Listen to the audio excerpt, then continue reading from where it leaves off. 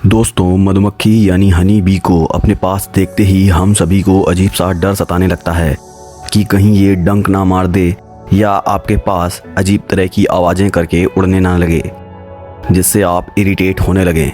आपको बता दूं कि मधुमक्खी का डंक उसके पिछले हिस्से पर होता है। जब आप हज़ारों मधुमक्खियों को उड़ते देखते हो तो आपको ऐसा लगता है कि वे सभी बिना किसी डायरेक्शन के उल्टा सीधा इधर उधर बस उड़े जा रही हैं, पर ऐसा नहीं है। ये समझदार और सुव्यवस्थित जीव एक विशेष प्रकार के ट्रांसपोर्ट सिस्टम को फॉलो करती हैं और उस ट्रांसपोर्ट सिस्टम को फॉलो करके ही वो बड़ी बड़ी दूरियां तय करती हैं और एक साथ उड़ती हैं। आपको बता दूं, एक छत्ते में 3 प्रकार की मधुमक्खियां होती हैं। पहली वर्कर, दूसरी ड्रोन और तीसरी क्वीन। वर्कर और क्वीन फीमेल जबकि ड्रोन मेल होते हैं। इन्हें आप इनकी लंबाई और इनके सामने के हिस्से से पहचान सकते हैं। वर्कर्स भी सबसे छोटी, ड्रोन उनसे बड़े और क्वीन भी लंबाई में सबसे बड़ी होती है और उनका फेस कुछ ऐसा होता है जिससे उन्हें पहचाना जा सकता है। ये 1 सेकंड में ही 200 बार अपने पंखों को फड़फड़ा सकती हैं। आपने क्वीन बी यानी रानी मधुमक्खी के बारे में सुना होगा। सुनकर ऐसा लगता है कि मानो वह बाकी मधुमक्खियों पर हुक्म करती होगी, पर ऐसा बिल्कुल नहीं है।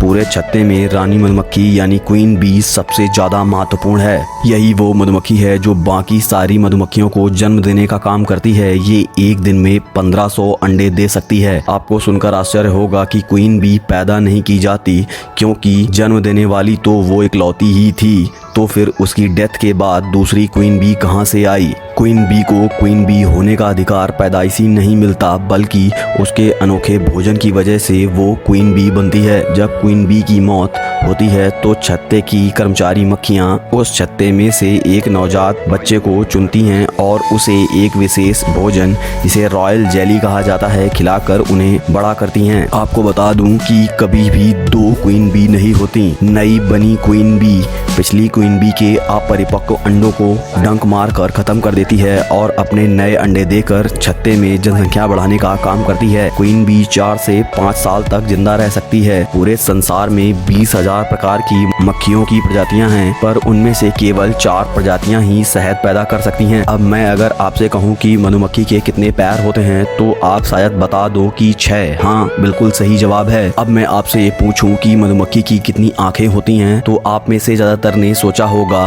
2, पर उत्तर है 5।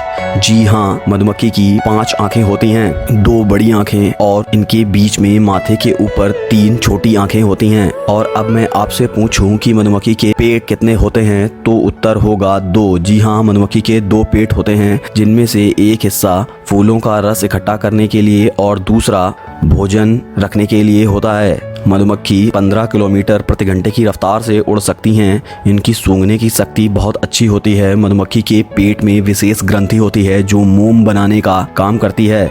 मधुमक्खी का छत्ता यानी हाइव इस मोम से ही बना होता है। एक मधुमक्खी अपनी पूरी उम्र में 1 चम्मच शहद ही बना सकती है और 1 किलोग्राम शहद बनाने के लिए पूरे छत्ते की मक्खियों को लगभग 40 लाख फूलों का रस लाना पड़ता है। अब बात करता हूँ मधुमक्खी के डंक की। किसी वयस्क मनुष्य को मारने के लिए मधुमक्खी के 1100 डंक काफ़ी हैं।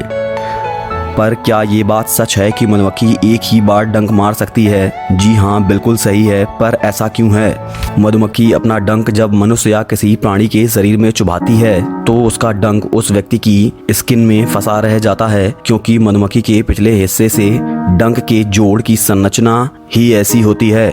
जब वह डंक को चुभाने के लिए दबाती है तो डंक पर दाब लगाकर उसे स्किन में गड़ा देती है, पर वापस पीछे हटते ही वह डंक मधुमक्खी के शरीर से अलग हो जाता है। आपको बता दूं, मधुमक्खी का डंक उससे अलग होने के बाद भी डंक उपस्थित विष को कुछ समय तक चुभोए गए व्यक्ति में पंप करता रहता है। जब मधुमक्खी आपको डंक मारती है तो आपको ऐसा लगता है कि लो, मुझे दर्द देकर खुद भाग गई, पर आश्चर्य की बात यह है कि इससे कुछ समय बाद ही उसकी मृत्यु हो जाती है, क्योंकि पिछले हिस्से में जुड़ा मधुमक्खी का डंक उसके डाइजेस्टिव सिस्टम, नर्वस सिस्टम और मसल से जुड़ा होता है। तो जैसे ही डंक अलग होता है वो सरवाइव नहीं कर पाती और मारी जाती है। सुनकर दुख हुआ होगा। तभी कहा जाता है कि बिना कुछ सोचे ही किसी के लिए बुरा मत कहिए, क्योंकि जिस मक्खी को डंक मारने के बाद आप कोस रहे थे उसने बड़ी क्रिटिकल कंडीशंस आने पर ही आपको काटा है और मारी गई है। तो आपके साथ कोई बुरा भी करे तो उसके लिए आप कभी बुरा मत सोचिए। संभव है उसने आपका बुरा किसी परेशानी के चलते किया हो। क्या आपको मधुमक्खी से जुड़ी ये सारी बातें पता थी? उत्तर कमेंट बॉक्स में दीजिए। और अगर आपको ये वीडियो पसंद आया हो तो वीडियो को लाइक और चैनल को सब्सक्राइब जरूर कर लीजिए, ताकि ऐसे ही और रोचक तथ्य आपको पता चलते रहें।